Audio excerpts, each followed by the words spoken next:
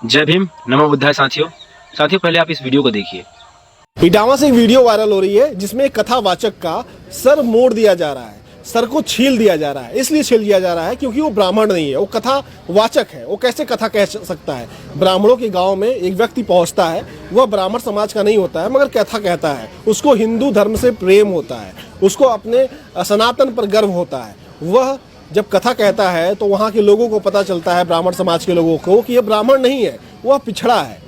जब उनको यह पता चलता है यह पिछड़ा है तो उसको पकड़ा जाता है, उसका जो सर है उसका मुंडन किया जाता है और मुंडन करने के बाद उसको घुटने के बल बैठाया जाता है और नाक को पैर पे रगड़ा जाता है और वो माफ़ी मांगता है। आप सोचिए, एक पिछड़ा वर्ग का व्यक्ति क्या कथावाचक नहीं बन सकता? क्या वह सनातन को नहीं मान सकता? क्या केवल कथावाचक जो होंगे वो विशेष जाति के ही होंगे? क्या उनका उस पर पेटेंट है? यही सबसे बड़ा आज का सवाल है। इसी पे आज हम बात करेंगे। तमाम लोग हमारे साथ मौजूद हैं। अभी खबर आई है इटावा से, कैसे देख रहे हैं आप? अगर पिछड़े समाज के होंगे तो जाएंगे तो आपके साथ ऐसा हो जाएगा तो क्या करेंगे फिर आप? ये इस तरह से इतना, जैसे अपराधियों का हौसला बुलंद है इस समय, बलात्कारियों का हौसला बुलंद है, शिक्षा माफियों का हौसला बुलंद है, वैसे संविधान विरोधी लोग जो संविधान को बदलना चाह रहे हैं, मनुस्मृति लाना चाह रहे हैं, उनका हौसला बुलंद है। ये उसके साथ घटना नहीं, ये तो मनुस्मृति लोगों का आंदोलन है। सर मुड़वा देना पिछड़े का।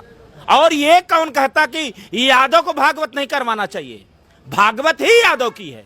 56 करोड़ यदुवंशियों की पूजा होती है और भागवत का सारांश होता है तो कृष्ण का होता है।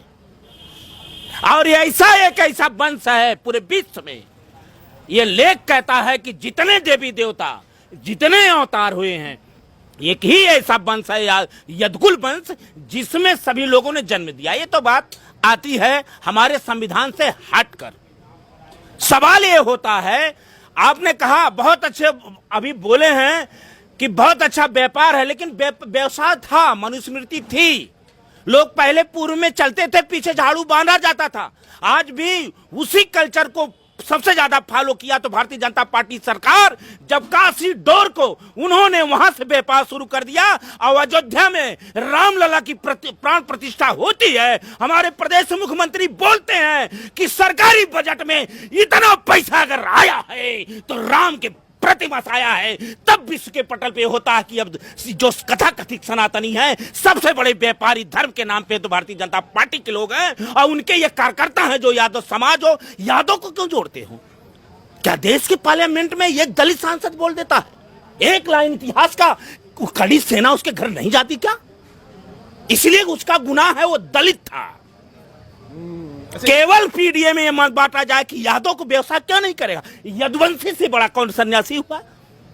सवाल एक बिंदु और कहना चाहता हूं, ये तो संविधान बाबा साहब ने लाए, हम उन्हें धन्यवाद देना चाहते थे जब तक भाजपा की सरकार नहीं थी, कुछ धरातल पे आया। आज देश में 4 शंकराचार्य ही ब्राह्मण क्यों? आदि से कबीर नहीं थे उस लायक, रविदास नहीं थे, एक से एक संत नहीं हुए क्या? यादव पीडीए की छोड़ दो, क्या क्षत्रिय कुल में कोई ऐसा नहीं जन्मा जो भारत का शंकराचार्य बन जाए? मैं इसलिए फिर कुंभ से जोड़ता हूं। अब कुंभ में 4 शंकराचार्य के नेतृत्व में जिसका अखाड़ा रहेगा वही संत होगा। और उनके अखाड़े से अगर अलग कोई अखाड़ा है, नामी अखाड़ा है, सतनामी अखाड़ा है, रविदास का अखाड़ा है, उसे सुविधा नहीं मिलेगी। उसी रविदास के साथ किया गया। रविदास साहब को क्या किया गया? यहाँ ये तो सर मुड़ाया गया। इस गंगा पे आप स्नान नहीं कर सकते, यहाँ ब्राह्मण का घाट है, उन्हें घाट बताया गया। और उन्हें कहाँ गंगा स्नान करवाना है?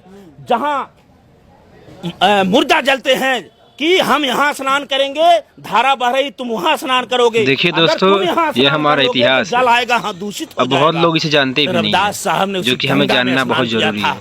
और अपनी माँ से प्रार्थना किया, हे माँ, अगर दलित तुम मेरी माँ हो।